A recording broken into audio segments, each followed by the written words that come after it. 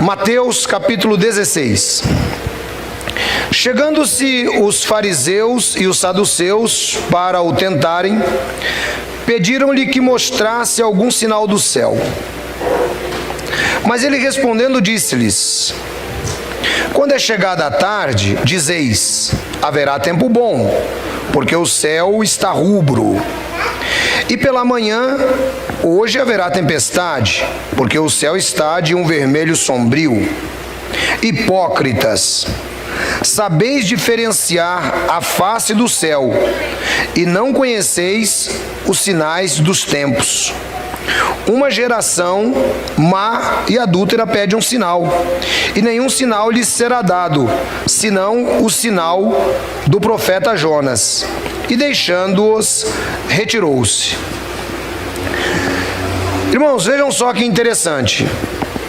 João diz, lá no livro de 1 de João, capítulo 3, versículo 19, que a luz veio ao mundo, mas os homens amaram mais as trevas do que a luz.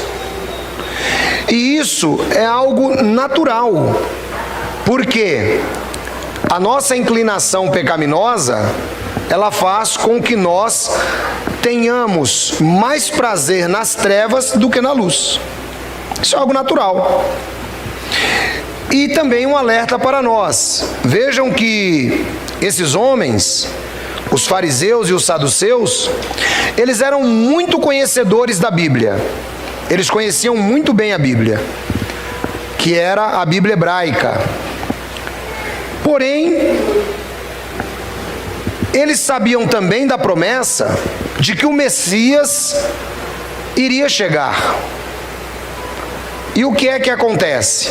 Muitos Messias apareceram, e alguns deles até foram seguidos por estes homens.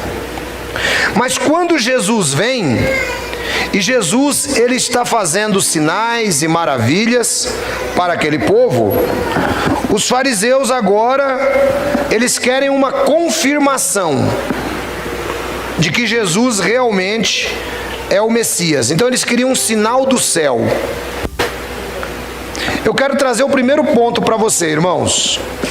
Lutero, ele dizia o seguinte: ele dizia que ele preferia ficar com a leitura da Bíblia do que com a aparição de um anjo trazendo qualquer tipo de mensagem. Essa era a ideia dos reformadores, não é? Quando eles estabelecem um dos 5 solas, que é sola Scriptura, ou somente a Escritura. Infelizmente, nós vivemos em uma geração de crentes que, conforme eu citei na escola bíblica, são crentes meninos. E são crentes que querem ver sinais. São crentes que querem ver sinais. Aí nós percebemos que, nesta de verem sinais, eles acabam se desviando de Jesus. Acabam seguindo homens que nada poderão fazer por eles. Irmãos, e está cheio, e o Brasil é um celeiro disto. Brasil e Estados Unidos. Porque, claro, né? Brasileiro só dá valor naquilo que vem dos Estados Unidos, não é? Tudo que vem da terra do tio Sam, o povo gosta. Então a heresia, ela corre solta lá nos Estados Unidos. Existem igrejas sérias, não podemos negar isso. Mas existem muitas heresias. E os crentes de hoje, eles querem um sinal. Eles também querem sinal. Ah, mas aquela igreja lá, o irmão fala em línguas? Ah, não fala, então lá não é bom não. Lá naquela igreja lá, o irmão cura toda hora? Não, também não. Ah, então essa igreja aí não é boa não. O que faz lá? Lá a gente estuda a Bíblia. Ah, então essa igreja aí não é muito legal não. Porque estuda, né? Então essa daí não é muito boa não. Valdemiro Santiago, quando tomou a pseudo-facada, ele não conseguiu colocar a mão e curar ele mesmo, né? Mas é um show de cura. É um show de curas. E assim como outros televangelistas, que eu tenho sempre insistido e repito, e falo novamente à igreja: não perca seu tempo assistindo esse tipo de situação, que não vai te levar para lugar nenhum e nem vai aumentar a sua fé. Só vai lhe ajudar a criar dúvidas se você não estiver firmado na fé verdadeira, que é o próprio Senhor Jesus. Porque ainda tem crente que é muito menino, ele fala: puxa, não tem nada na televisão, entra a novela e essa campanha aqui, né, da Igreja Universal, eu vou assistir essa campanha da Igreja Universal. É melhor assistir a novela, irmão, né? Melhor assistir a novela, que sai mais barato. Pelo menos você não põe tanta besteira na cabeça, que você sabe que é ficção, não é? E é uma ficção mundana, não é uma ficção espiritual, porque tem crente que crê em ficção espiritual. Então Jesus, ele condena aquele pessoal. Ele fala que o sinal que eles teriam era o sinal que já estava escrito. Aonde? Profeta Jonas. 700 anos antes, o sinal já tinha sido dado.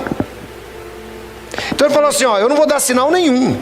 Porque se Jesus quisesse mandar descer fogo do céu, ele falou assim: tá bom, tá vendo aquela árvore lá? Desce fogo aí agora e consome ela. Mas Jesus não tinha interesse nenhum nisso, irmãos.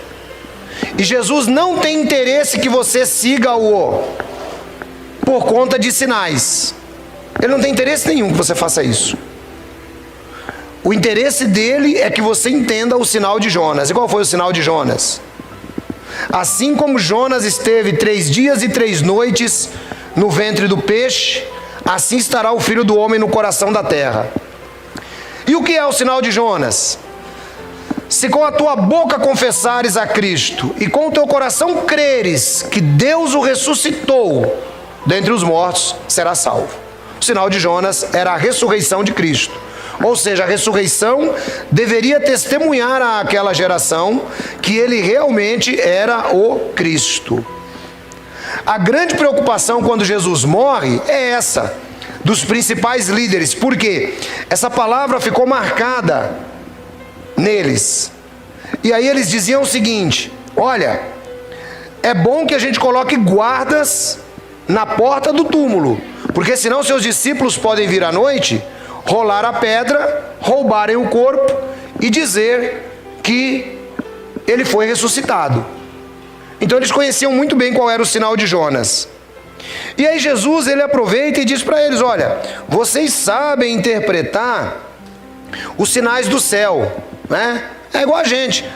Tá com jeito de que vai chover, ou tá com jeito de que o dia vai ser bom. A gente consegue fazer isso. Mas tem crente que não consegue interpretar os sinais que a Bíblia apresenta, por exemplo, conforme eu acabei de citar, dos falsos profetas. Tem crente que não consegue. Ele é tão menino espiritualmente que ele vai de um extremo ao outro. Ele vai de um extremo ao outro, não é? Ou ele crê demais e se decepciona depois, ou ele simplesmente não crê. E o cristão tem que ter equilíbrio. É importante que o cristão seja equilibrado. Então nós não precisamos de sinais. Posso ouvir um amém? Amém. Nosso sinal está na Bíblia. Irmão, o negócio é muito simples. Deus não fica fazendo acordo com ninguém. Ele deu um livro chamado Bíblia. Normalmente a capa é preta. Normalmente tem 66 livros. E ele falou: o seguinte, aí está o resumão para vocês aceitarem Jesus como Senhor e Salvador. Acabou, é só isso. É só isso, irmãos.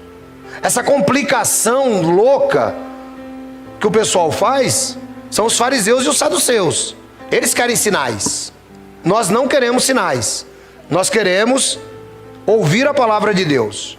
Tendo Deus falado de muitas maneiras aos pais, falou-nos agora através do Filho. Então vamos ouvir o Filho. Vamos ficar na simplicidade do Evangelho. Não precisa complicar. Quem entendeu o que eu estou dizendo? Amém? Não precisa complicar, irmão. Fica tranquilo. O Evangelho é simples, mas vamos prosseguir a história. E passando, versículo 5. Eu estou lendo na Almeida, viu, Jean? Você já identificou, né? E passando seus discípulos para outra banda, tinham se esquecido de fornecer pão. E Jesus disse-lhes: adverti e acautelai-vos o fermento dos fariseus e saduceus. E eles arrazoavam entre si: é porque não nos fornecemos de pão. E Jesus, percebendo isso, disse: por que arrazoais entre vós, homens de pequena fé, sobre o não vos terdes fornecido de pão? Não compreendeis ainda, nem vos lembrais dos 5 pães para 5.000 homens, e de quantos cestos levantastes? Nem dos 7 pães para 4.000, e de quantos cestos levantastes? Como não compreendestes que não vos falei a respeito de pão, mas que vos guardasseis do fermento dos fariseus e saduceus? Então compreenderam que não disseram que se guardasse do fermento do pão, mas da doutrina dos fariseus. Vejam só que interessante, a doutrina dos fariseus envolvia o pedido de sinais. Era isso. E agora, Jesus, ele utiliza essa expressão, mas os discípulos normalmente não acompanhavam. Eu gosto muito, irmão, quando eu leio o Evangelho, porque o Evangelho nos dá a visão humana, tanto de Jesus quanto dos discípulos. Isso aqui quem escreveu foi Mateus, e Mateus estava envolvido nessa história também. E olha só que coisa interessante, eles estão preocupados, porque Jesus falou de fermento, eles estão achando que Jesus está reclamando, porque eles não tinham levado pão para eles comerem na viagem. Mas veja como a mentalidade do ser humano é curta. Olha como a mentalidade do ser humano é curta. Eles já tinham visto o milagre dos 5 pães, né? E já tinham visto o milagre que Jesus transformou também os 7 pães. Ou seja, para Jesus fazer, inclusive, ex nihilo, não haveria problema nenhum. Mas para eles estão preocupados. Puxa vida, ele está chateado com a gente porque a gente não trouxe pão. E Jesus fala: não, o problema não é esse. O problema que vocês têm que entender é a doutrina. A doutrina, irmãos, se ela não for sadia, ela se torna heresia. E é por isso que eu digo que a simplicidade do Evangelho, ela ainda é a melhor doutrina que nós temos a seguir. E é por isso que eu insisto sempre em falar acerca da graça do Senhor Jesus e do nosso caminhar cristão a cada dia dentro dessa simplicidade. Porque quando você começa a buscar, não é conhecimento, é um pseudo-conhecimento. Pseudo-conhecimento. Você acaba caindo em heresias. Eu normalmente falo para alguns irmãos, porque tem irmãos que me mandam vídeos, né, de um monte de lugar. Irmão, pode falar a verdade, aí chega lá um vídeo do Benihim, por exemplo. Eu não perco nem meu tempo, irmão. Eu não perco tempo mesmo. Sabe por que eu não perco tempo? Eu não perco tempo porque eu sei em quem eu tenho crido. Eu sei em que escola que eu estudei. Eu sei para onde eu estou indo. Eu sou um homem de fortes convicções. Então não perco meu tempo com coisas que não vão agregar na minha vida. Assim também é o meu conselho aos irmãos. Não percam tempo. Claro, você pode ver o que você quiser na internet, mas eu tenho dito, por exemplo, que um canal de ensino como nós temos o Pela Bíblia, que é Bíblia só pela Bíblia, o irmão não encontra por aí na internet, não tem. O que você encontra são canais normalmente sempre amarrados com algum tipo de igreja, com algum tipo de grupo. Você pode perceber, por exemplo, que nem aqui e nem no Pela Bíblia, quem já me viu fazendo propaganda da Igreja Elim aí? Eu não faço, irmãos, porque a Igreja Elim é simplesmente um instrumento jurídico para abrigar pessoas que desejam professar a fé em Cristo, como tantos outros grupos, né? Então nós temos que tomar cuidado com as doutrinas.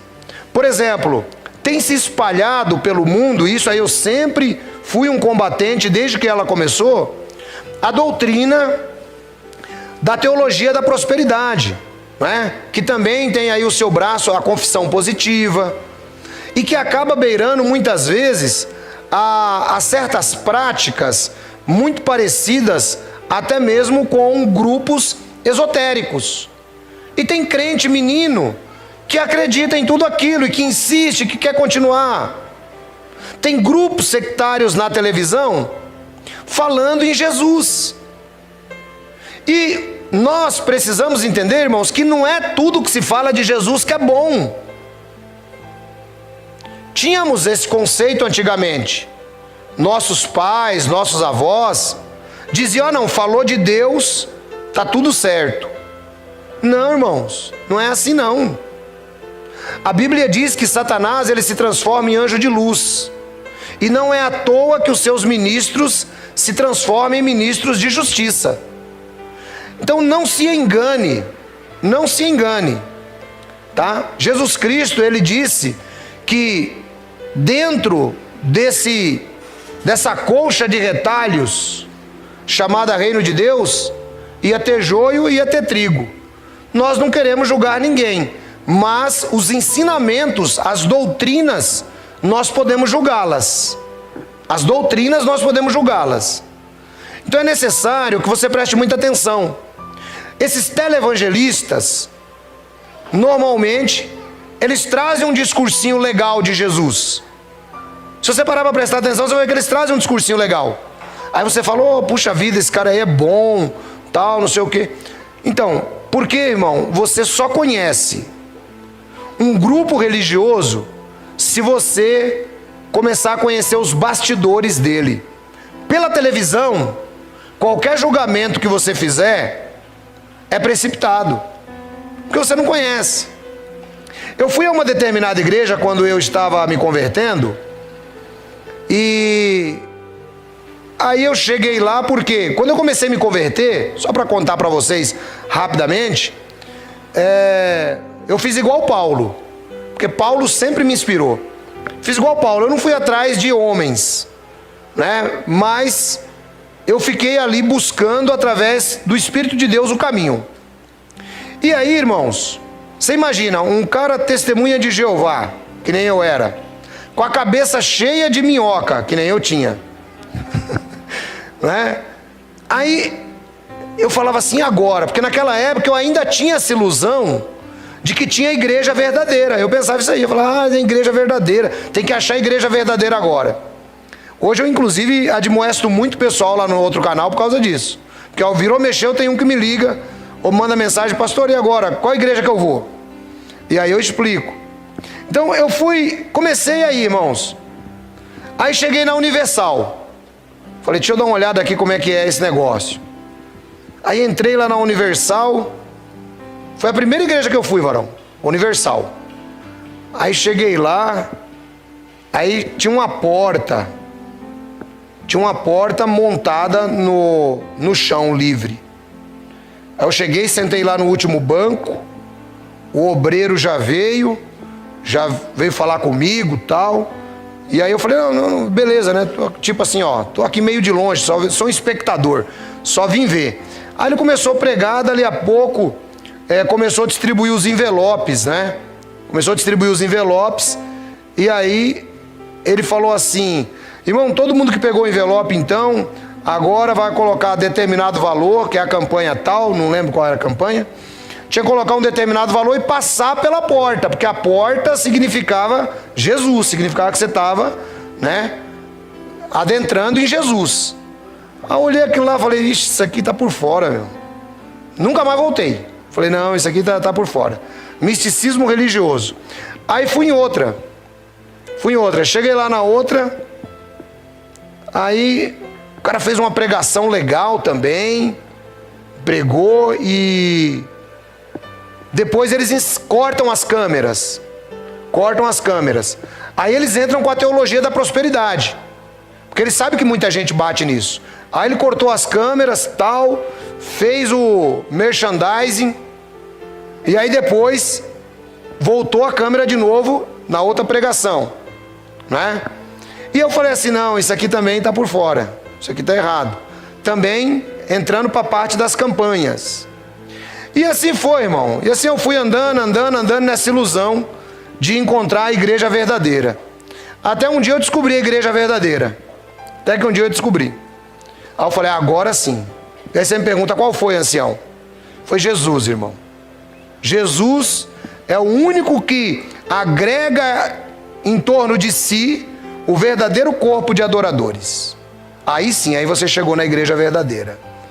Mas enquanto não, você está simplesmente buscando sinais.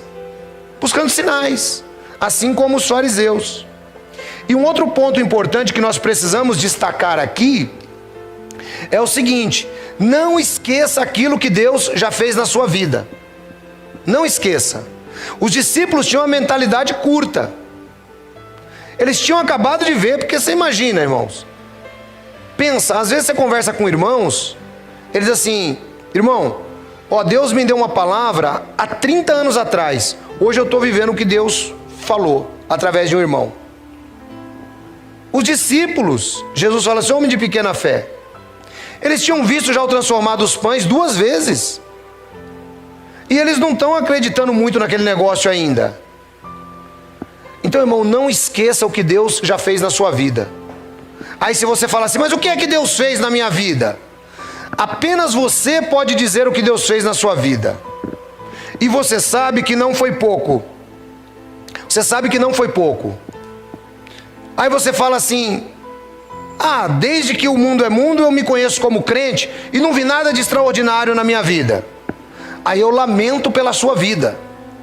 Porque se você não entendeu que de tudo que Deus já fez, de promessas que Ele cumpriu na sua vida, de as bênçãos que te deu, de te conduzir até aqui, e além de tudo isso, Ele ter dado o Filho dele para morrer na cruz do Calvário, que é o maior milagre que Deus poderia ter realizado pelo ser humano. Se você não entendeu isso, eu só posso lamentar pela sua vida, porque você não entendeu nada ainda. Então, queridos irmãos, lembre-se desse ponto. Se você não acha que aconteceu nada de extraordinário na sua vida, lembre-se que o mais extraordinário foi você ter morrido em Adão e ter nascido em Cristo Jesus. Esse é o mais extraordinário que Deus fez nas nossas vidas. E aí agora a gente prossegue mais um pouco. Versículo 13 em diante.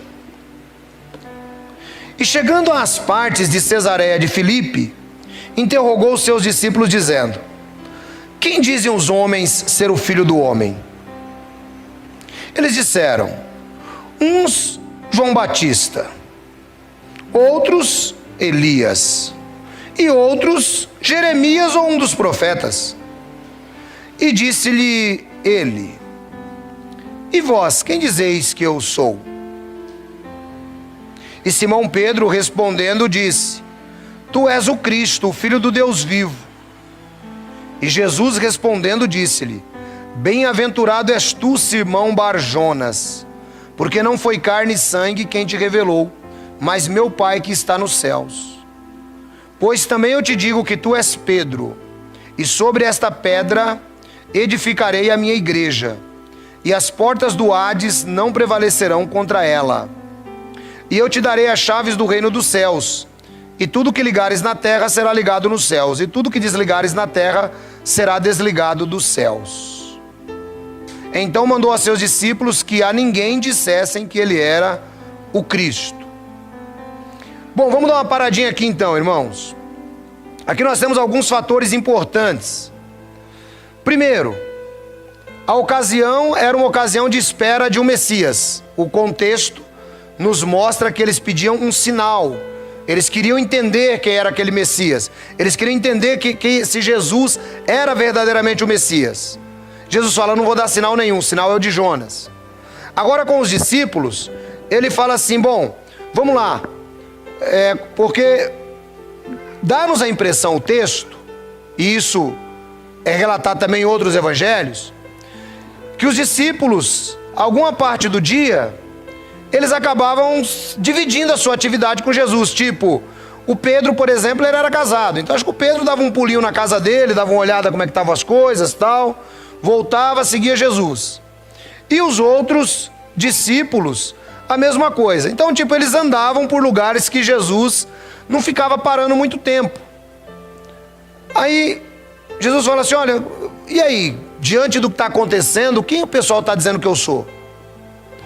Aí eles falam, ó, um pessoal diz que você é João Batista, outros que você é Elias, mas tá indo bem, o pessoal está gostando de você, o pessoal está gostando, né? Essa é a ideia que eles dão para Jesus, porque é o que Jesus não está querendo saber, porque Jesus está falando para eles, inclusive nem fala que eu sou o Cristo. Aí eles, ó, tá tudo certo, mas e vocês? Agora é hora de Jesus ensinar os discípulos. Irmão, eu acho fantástico o ensinamento de Jesus, e acho mais fantástico ainda como a gente é distante dele. É um paradoxo na nossa vida. Porque eu queria ter a arte de ensino que Jesus tem, e a paciência que ele tinha. Mas eu não tenho nem a arte de ensino, nem a paciência que ele tinha. Né? Vocês viram que a semana passada eu falei do curso de teologia. Ainda deu uma bronca. Né? Então, eu não tenho nem a arte de ensino, nem a paciência que ele tem. Mas eu acho muito interessante quando a gente olha a arte de ensino de Jesus, porque aqueles discípulos estão andando com Jesus, e agora Jesus fala assim, vocês dizem que eu sou quem? Bom, Pedro, como sempre, não é? O principal, ele é usado por Deus aqui, ele diz, ó, você é o Cristo, o Filho do Deus vivo. E aí Jesus fala, olha, isso daí não te foi revelado por carne e sangue, mas por meu Pai que está nos céus. Fica muito claro, então, que Deus usa Pedro nessa ocasião para dar essa resposta a Jesus. O que nos revela também, irmãos, o amor de Deus pelo ministério de Jesus. Porque você já imaginou? Esses cidadãos estão andando com Jesus já faz um tempo, já viram um monte de milagre. E aí, fica um olhando para a cara do outro assim, e agora? Quem que ele é? Já parou para pensar? A decepção que o próprio Jesus teria com eles? Quem é ele agora? A gente responde o quê? Que ele é João, que ele é Elias, o que a gente responde? Então, Deus usa o Pedro, e nesse momento é um consolo para o próprio Cristo, né? De que os seus discípulos já têm essa garantia dada por Deus. De modo que, nós entendemos aqui, pelo menos dois fatores. Primeiro, a nossa garantia de que nós estamos em Cristo e que estamos servindo a Ele, ela não vem de convicções humanas. Ela vem da parte de Deus. Então, quando no seu coração você tem fé, você sente aquele desejo de servir a Cristo, você sente aquele desejo muitas vezes de ler a palavra de Deus, isso daí, irmãos, não é questão de carne e sangue. É o Espírito Santo de Deus trabalhando com você. As coisas espirituais, quando elas são valorizadas por você, é o Espírito Santo falando com você. Então guarde bem esse ponto, porque o Espírito Santo é quem convence o homem do pecado e do juízo. É dessa forma, assim como convenceu Pedro aqui. E aí ele diz, olha, tu é Pedro, e sobre esta pedra edificarei a minha igreja. Alguns dizem, né, que aqui Jesus estava elegendo Pedro como o primeiro Papa. Não. Aliás, essa ideia de Papa, ela só aparece na igreja cristã no 4º século. Tá? Até os primeiros 300 e tantos anos da igreja, ninguém tinha essa ideia. Praticamente todo bispo de qualquer igreja cristã, ele era chamado Papa, né? Porque era um termo carinhoso de pai espiritual. Então as igrejas no 1º século tratavam assim, não é? Mas posteriormente isso daí acabou se institucionalizando, e aí passa o bispo de Roma a ter primazia sobre os outros bispos do mundo, tornando-se assim o Papa. Essa é a origem do Papa. Mas não é isso que o texto quer dizer. Ele diz, olha, tu és Pedro. Tipo, Jesus confirma a identidade dele. E confirma, e claro, lhe dá esse novo nome.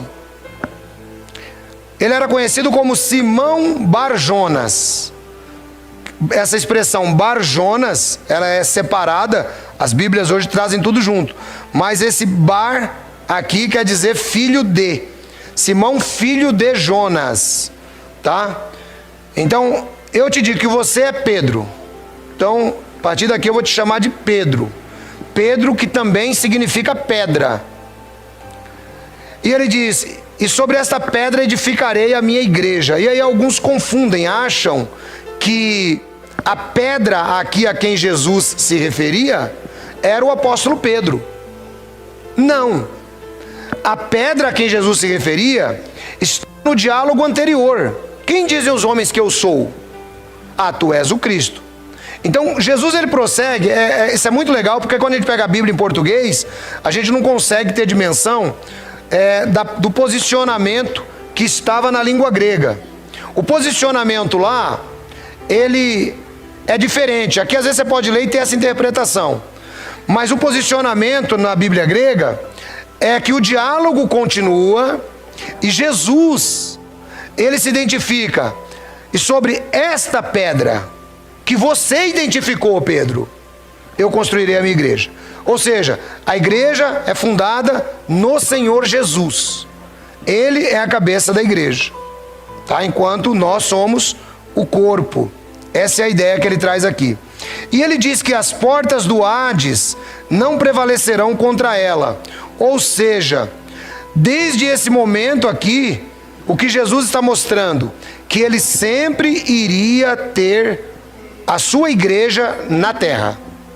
A sua igreja invisível estaria durante todo o tempo na terra até a volta dele, tá?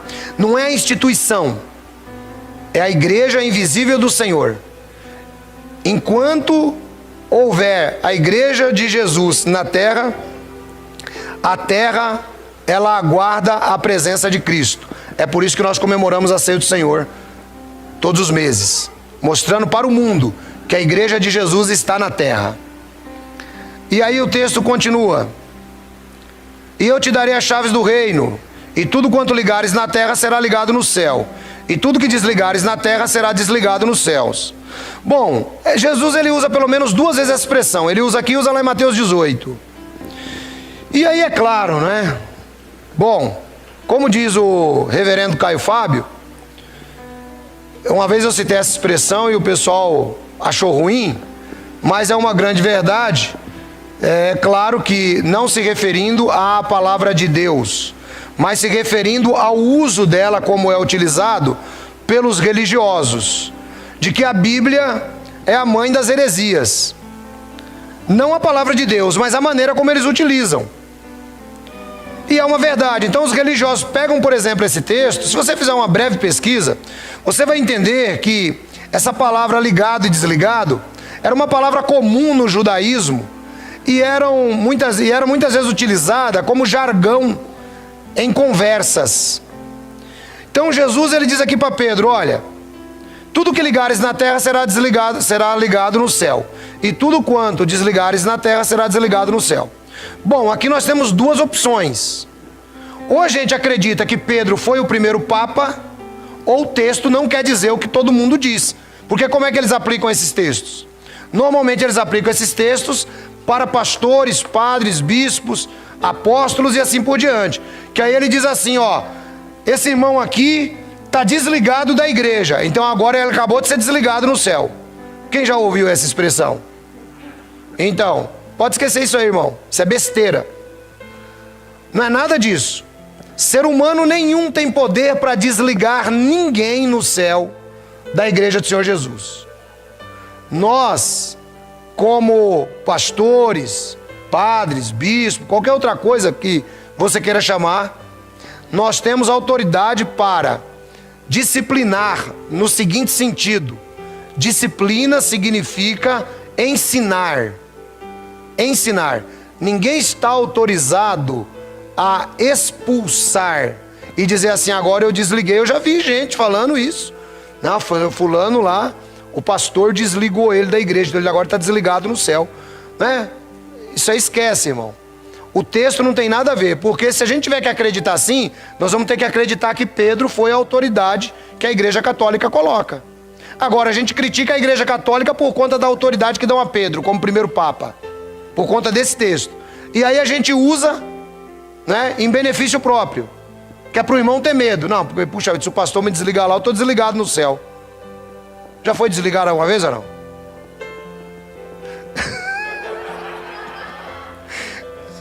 Entendeu? Então... varão, pensa que é moleza. É que nem os testemunhos de Jeová, varão. Eles me desligaram de lá.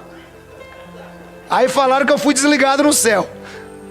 Falou que isso é igual Pedro, varão. Então as seitas utilizam muito esse texto para isso, para poder colocar medo, colocar cabresto na pessoa, não é? Ao passo que, quando nós lemos a contextualização do Evangelho, é isso que é muito importante. Quando nós lemos a contextualização do Evangelho, nós entendemos que não. O que Jesus está querendo mostrar aqui, né, então nesse adágio popular que ele utilizava, é que era o seguinte, que a obra dele, a obra de Jesus, seria continuada pelos apóstolos e que ela no céu já estava liberada. Então tudo que eles fizessem aqui na terra, em relação à obra, já estava liberado nos céus. Simplesmente isso, nada mais. Tá? Tanto nesse contexto quanto no de 18. Que aí eles querem pegar o de 18 e dizer, ó, tá vendo aqui, ó, que é disciplina eclesiástica. Não é disciplina eclesiástica também. Eu já expliquei esse texto de Mateus 18. Tá bom? Vamos prosseguir. 21. Desde então começou Jesus a mostrar aos seus discípulos que convinha ir a Jerusalém, padecer muito dos anciãos e dos principais sacerdotes e dos escribas e ser morto e ressuscitar ao terceiro dia. E Pedro, tomando-o de parte, começou a repreendê-lo, dizendo, Senhor, tem compaixão de ti, de modo nenhum te acontecerá isso. Ele, porém, voltando-se, disse a Pedro, para trás de mim, Satanás, que me serves de escândalo, porque não compreendes as coisas que são de Deus, mas só as que são dos homens. Irmãos, olha só que interessante. O mesmo Pedro que falou pelo Espírito Santo, agora, alguns minutos atrás, agora o Satanás usa o Pedro. Aí você fala assim, incompreensível. Não, compreensível e muito compreensível. Para trás de mim, Satanás, porque não tens pensamentos de Deus, mas pensamentos de homens. Ou seja, tem horas que você é aquele crente, super crente. Tem hora que você está super espiritual. Mas tem hora, irmão, que você dá uma andada na carne, aí você vai para os pensamentos de homens. Entendeu? Tem hora que você dá uma andada na carne, aí você peca igual todo homem. Entendeu? Então é isso que Jesus está dizendo para Pedro. E aí Jesus repreende ele. O mesmo Pedro que fala pelo Espírito é o mesmo Pedro que fala pela carne. O que mostra que o cristão, isso a gente pode comprovar lá no livro de Romanos, capítulo 8, né? Ele deve prestar atenção, porque nós não somos pecadores simplesmente porque somos pecadores. Você não é pecador porque você peca. Não. Você não é pecador porque você peca. Você peca porque você é pecador. É diferente. Ou seja, está no seu DNA, está no seu cerne. Está na sua essência. Entendeu? Ah, eu pequei, então eu sou um pecador. Não. Você é pecador. Você peca exatamente porque você já é pecador. Entendeu? Você já é pecador, por isso que você peca. Se você não fosse pecador, você não pecava. Jesus pecou? Não, porque ele não era pecador. Não é? Por isso. E aí, o texto prossegue. Vamos terminar esse capítulo aqui. Então Jesus disse aos seus discípulos: se alguém quiser vir após mim ou quiser me seguir, renuncie-se a si mesmo, seja abnegado, tome sobre si a sua cruz e siga-me. Porque aquele que quiser salvar a sua vida, perdê-la-á. E quem perder a sua vida por amor de mim, achá-la-á. Irmão, Jesus mostra aqui claramente a diferença. Ele fala o seguinte, ó, essa vida que vocês têm aqui é uma vida que vai terminar. Essa vida, ela termina no túmulo, irmãos. Por isso que Paulo diz que se nós esperarmos em Cristo, somente nessa vida nós somos os mais infelizes de todos os homens. Essa vida termina no túmulo. Se você ficar tentando cuidar dessa sua vida, você vai chegar no túmulo, você perdeu a sua vida. Acabou. Agora, se você achar a Cristo, significa que você, embora perca a sua vida humana, você achou a sua vida, porque a vida, ela é continuidade desta vida. É por isso que Jesus repetidas vezes disse: quem está em mim passou da morte para a vida. Entendeu? Pois que aproveita o homem ganhar o mundo inteiro se ele perder a sua alma? O que dará o homem em recompensa da sua alma? Porque o Filho do Homem virá na glória de seu Pai com seus santos anjos, e então dará a cada um segundo as suas obras. Em verdade vos digo que há alguns dos que aqui estão, que não provarão a morte até que vejam o Filho do Homem vir no seu reino. Então Jesus, irmãos, ele é muito claro. De que adianta o homem ganhar o mundo inteiro e perder a sua alma? Nós temos, por exemplo, alguns milionários. Eu estava vendo lá o Bezos, dono da Amazon. O cara ganha 320 milhões de dólares por dia. É mole. Mas se esse cara cair, irmão, numa doença terminal, ele não pode fazer pacto com ninguém, nem com Deus e nem com o diabo, porque o dinheiro dele não salva ele da morte. Então na morte todos são iguais. É por isso que nós temos que tentar ter esse equilíbrio e olhar para Cristo. Sua vida, ela é posterior. Isso aqui, irmãos, eu sempre digo, isso aqui é uma passagenzinha. Isso aqui é uma passagem, sabe? Onde a gente está recebendo um treinamento. A gente está recebendo um treinamento. Tem horas que a gente vai muito bem, obrigado. Tem horas que a gente erra. Mas você está caminhando em Cristo. E ele diz que todos, embora não serão salvos pelas obras, todos serão julgados segundo as suas obras. Então toda a humanidade, irmãos, é por isso que diz Romanos capítulo 3, que Deus encerrou tudo. Você está vendo como tudo gira em torno da salvação pela graça? Se não é a salvação pela graça, irmão, nós está todo mundo perdido. Porque você já imaginou Jesus julgar você pelas suas obras? Levanta a mão aí quem seria salvo pelas obras no dia que Jesus voltar. Ninguém, né? Pois é, irmão, pelas obras ninguém será salvo. Agora, os cristãos, pelas suas obras, receberão sim o seu galardão. Poderá ser maior e poderá ser menor, não é? Mas a salvação é pela graça. E aí Jesus Cristo fala que alguns deles não provarão a morte até que vejam o Filho do Homem vir no seu reino. Aí nós temos aqui aquilo que vai acontecer depois, que é a transfiguração, né? E é muito interessante também esse relato. Uma outra ocasião eu vou pregar para vocês, né, para mostrar um pouco mais da humanidade, a humanidade do ser humano, né? Os discípulos nessa ocasião. Tá legal? Bom, o que é que nós aprendemos hoje então? Nós aprendemos alguns pontos importantes. Primeiro, não busque sinais miraculosos dentro da igreja de Jesus. Milagre Deus usa quando quer, dentro da sua soberania. Não busque sinais. O sinal já foi dado. É a ressurreição de Cristo. Esse é o primeiro ponto. Depois nós aprendemos um outro ponto. Não esqueça aquilo que Deus já fez na sua vida. E se você tem a memória curta, como os discípulos, e não está muito bem lembrado, lembre-se que a cruz é o maior ato de amor e misericórdia da parte de Deus na sua vida. Terceiro, muito embora você seja um cristão, tem horas que você se sentirá muito bem espiritualmente, assim como Pedro, falando pelo Espírito. Mas tem horas que você também vai ficar muito chateado porque você andou pela carne. Isso indica que você é ser humano. E conforme eu citei a expressão, você não é pecador porque peca.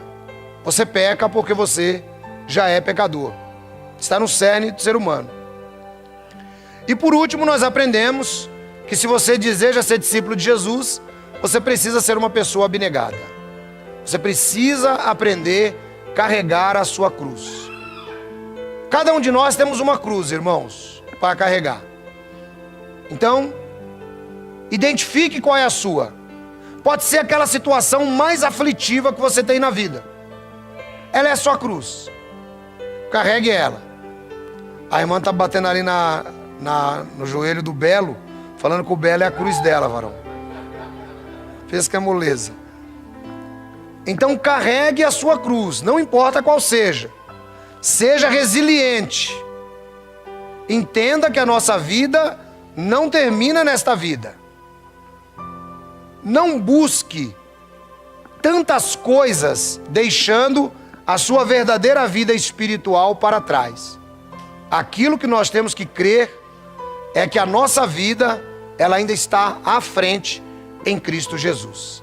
Deus abençoe vocês.